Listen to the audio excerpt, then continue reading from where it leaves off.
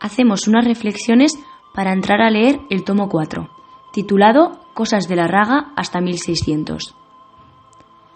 En la portada se ve una escritura de 1606 del primer escribano del que tenemos el conjunto de sus escritos, que van desde 1599 hasta 1630. Se trata de Juan Bueno Remírez, nacido en Berbinzana en 1576.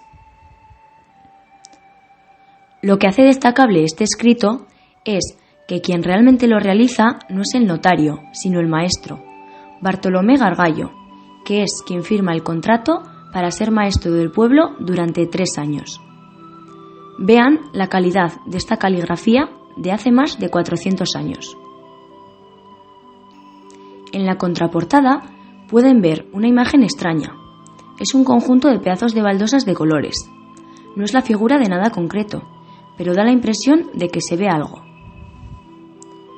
Esto es algo semejante a lo que se llamó impresionismo a mediados del siglo XIX. Una forma de ejercicio de sugerencia que a cada uno afecta de manera diferente. De modo semejante, el contenido de este libro no es la historia de Larraga. Se trata de 280 páginas que van ofreciendo muchos datos, a veces desordenados e inconexos, que finalmente a cada uno pueden sugerir el conocimiento de la vida antigua del pueblo. Es evidente que en esas páginas no es posible encerrar una historia que va desde el siglo XI hasta 1600. Es un resumen documental muy compacto, de difícil lectura. Espero no les resulte indigesto. Comienzo por recordar cómo hay una forma de ver la historia, abordada en general por los jóvenes, que consideran que la vida comienza con ellos. A eso se le ha venido a llamar adanismo.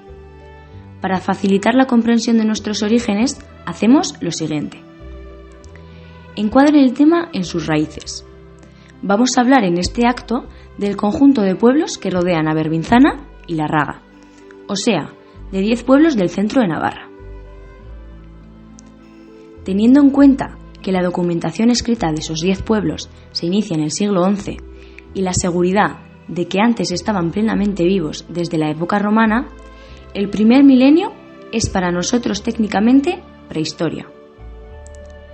La primera referencia de Tafalla parece ser en el 924, en una razzia de Abderramán III, y la siguiente es en 1043.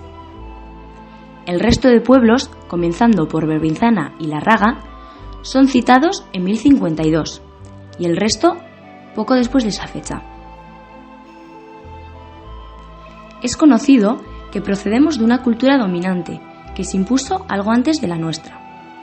Era el Imperio Romano, con su notable influencia en las costumbres, aprovechamiento y distribución de la tierra, religión, lengua y derecho. Al terminar la vida activa de los soldados romanos, a quienes habían hecho méritos para ello, se les dotaba con la posesión de un fundus, o terreno, para que lo pudieran cultivar con los obreros del territorio, tratados como siervos o esclavos. De ese modo, hacían productivo el territorio y contribuían al mantenimiento de la estructura social y al ejército. A esas cesiones de territorio les llamaban por el nombre del soldado. Si uno se llamaba paterno, el caserío o masía la denominaban fundus paternainus. De esa forma han quedado en Navarra multitud de pueblecitos que terminan en ain, ino, ano, in, etc. Eso se puede ver en los mapas de detalle de toda la cuenca de Pamplona y de Estella. Pero cuando pasamos a la tierra llana, de Puente hacia el sur, cambia totalmente la imagen de los mapas. Vemos Artajona y Larraga como islas rodeadas de desierto. ¿Cuál es la explicación? Cuando se extinguió el Imperio Romano, quedó todo el actual territorio de España en manos de unas tribus del norte de Europa, que no supieron organizar un orden social ni económico. Eran los visigodos. En el año 711, unas tribus árabes con una religión de apenas 100 años de antigüedad invadieron la península. 3 años más tarde conquistaron Toledo, Zaragoza y, siguiendo la calzada romana, llegaron a León y Lugo. En el año 721 estaban en Toulouse, en Francia. Los llamados moros se replegaron de la citada calzada hacia el sur, en La Rioja, y se hicieron fuertes en todo el territorio de los cameros, hasta la provincia de Soria. Encontraron un punto de defensa natural como puerta hacia la llanura en Isla Llana, cuyo paso hacia el monte, hasta hace 50 años, era un túnel pegado al río Iregua. El resto eran altas paredes de piedra. Pasado el túnel, fortificaron un pequeño pueblo, en el que fijaron su puesto de mando, llamado Viguera. Actualmente no llega a 400 habitantes. Desde allí quedaba a su vista el valle del Iregua, que en unos 20 kilómetros llega hasta el Ebro. A la vista quedaban Nalda, Albelda, Alberite y otros pueblos de mucha producción agrícola. Nombraron un delegado en Viguera con el título de rey. De este lugar salieron durante muchos años las razias, o ataques rápidos con el objetivo de hacerse con el fruto de las cosechas, rebaños, caballerías e incluso mujeres.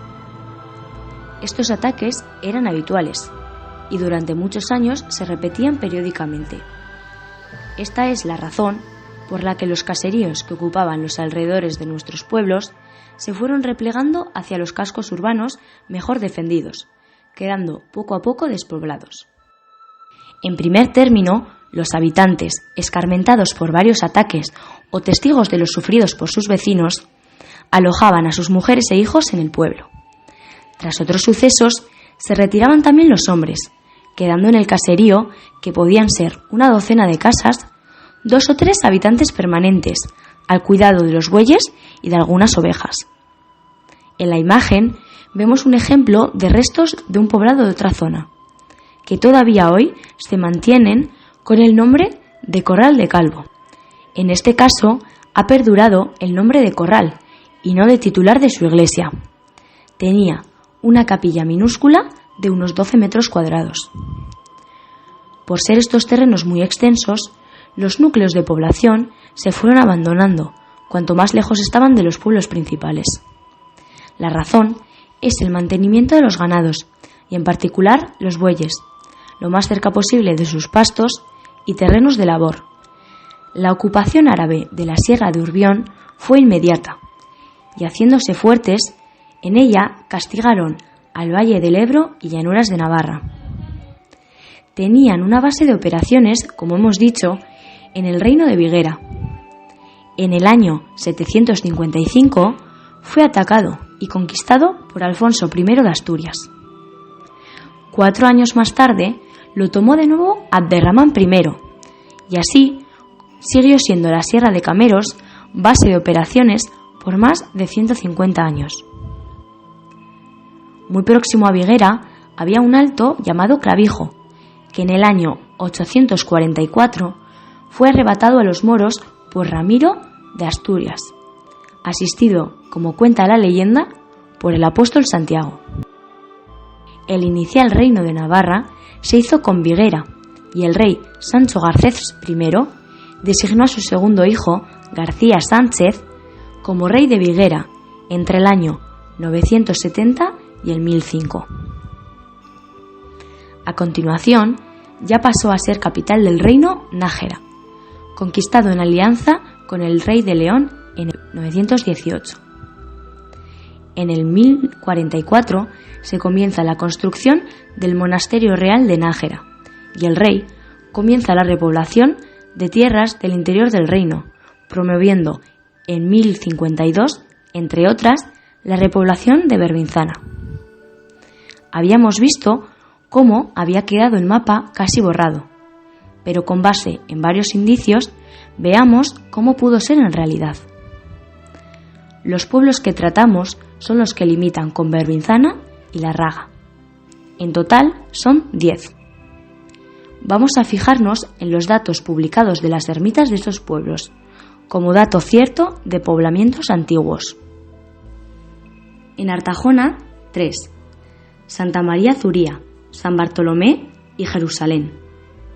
En Mendigorría, Santorcaz, Santiago y Santa Lucía. En Andión, la Basílica de Nuestra Señora. En Oteiza, Santa Bárbara, Santa Águeda y San Tirso. En Baigorri, San Bartolo y la Purísima, que fue la parroquia. En Lerín, Nuestra Señora de la Serna, San Andrés, San Lázaro, San Miguel, Santa Bárbara, Nuestra Señora de Gracia y Nuestra Señora la Blanca.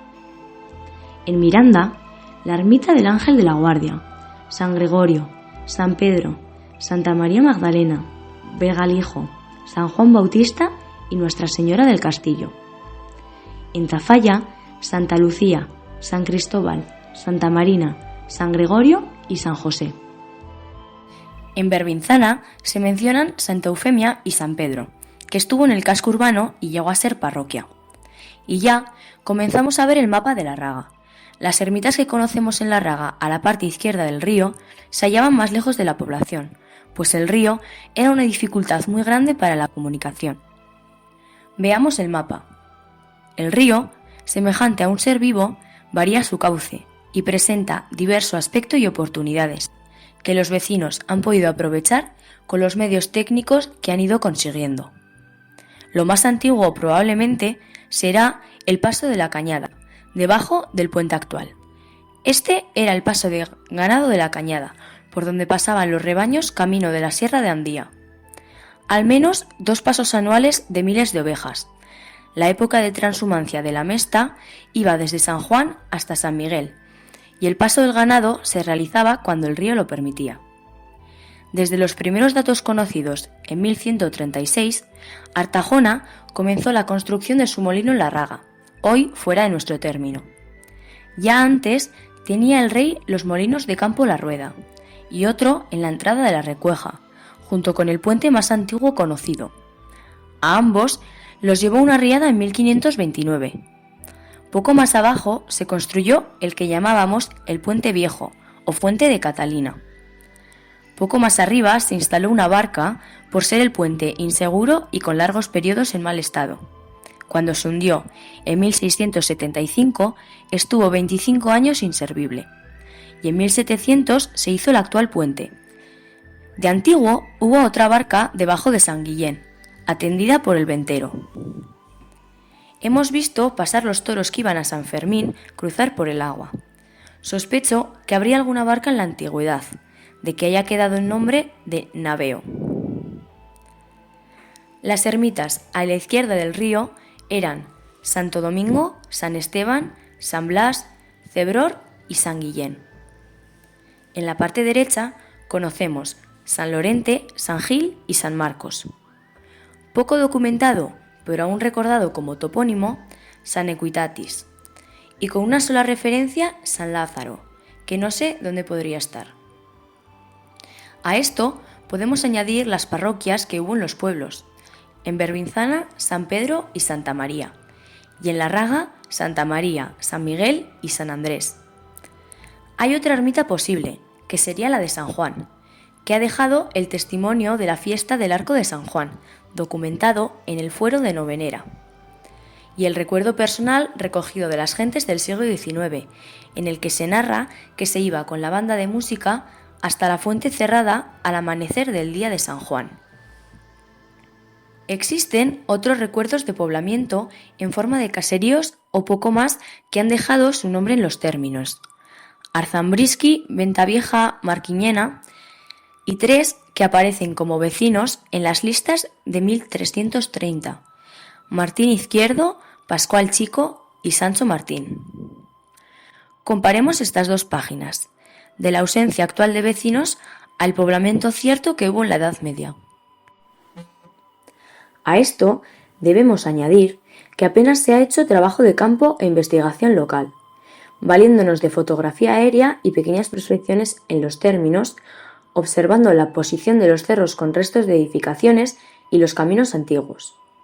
Aquí se ven unos restos a la izquierda de la Portilla, o los caminos en el estrecho de Mendía, o este cruce de caminos al oeste de la Molonera y al norte del camino de Noveleta, donde hay restos abundantes de haber habido un caserío y donde he encontrado cerámica del siglo I.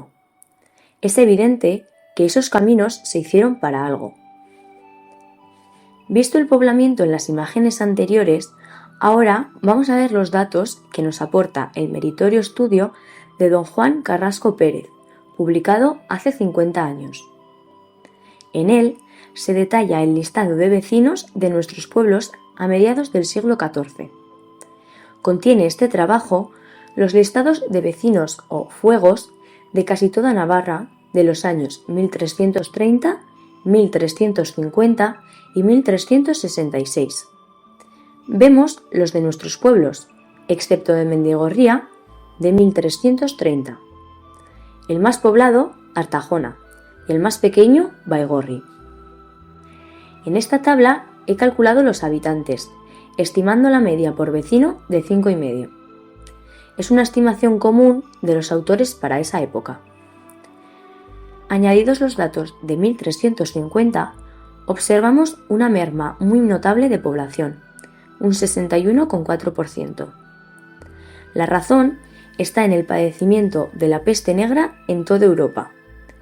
Se padecía periódicamente, además, una peste llamada Fuego de San Antonio. Pero la peste negra hizo estragos en la población mundial. La población descendió en más de un 60%. Comenzó una época de grandes penitencias, abandono de labores y pesimismo mundial. El siguiente listado del que disponemos es de 1366 y de nuevo cae la población de nuestra zona. El descenso desde 1330 es un total del 76,72%. Vemos la densidad de población en 1330, que es de 48,32 habitantes por kilómetro cuadrado, y da la densidad actual, que alcanza los 39,62 por kilómetro cuadrado. Este es un resumen de los movimientos de población generales, partiendo de 1330 hasta la actualidad. A lo largo del siglo XV se fue preparando el desastre final del Reino de Navarra, originado por la debilidad de carácter de nuestros reyes, de su dedicación a la buena vida, a la falta de objetivos militares, al fatal influjo del rey de Aragón, que anularon la voluntad del príncipe de Viana, y a la guerra civil entre los agramonteses y beaumonteses, que a favor de sus intereses particulares echaron a perder el reino. Hay documentado que Larraga más Berbinzana juntos tenían en 1495 solo 341 habitantes. Entre las reclamaciones de Berbinzana al tratar el reparto de término en 1560, en que se dividió por sentencia arbitraria, se llegó al acuerdo de que de 6 partes y media del conjunto fuese para Berbinzana una y el resto para Larraga.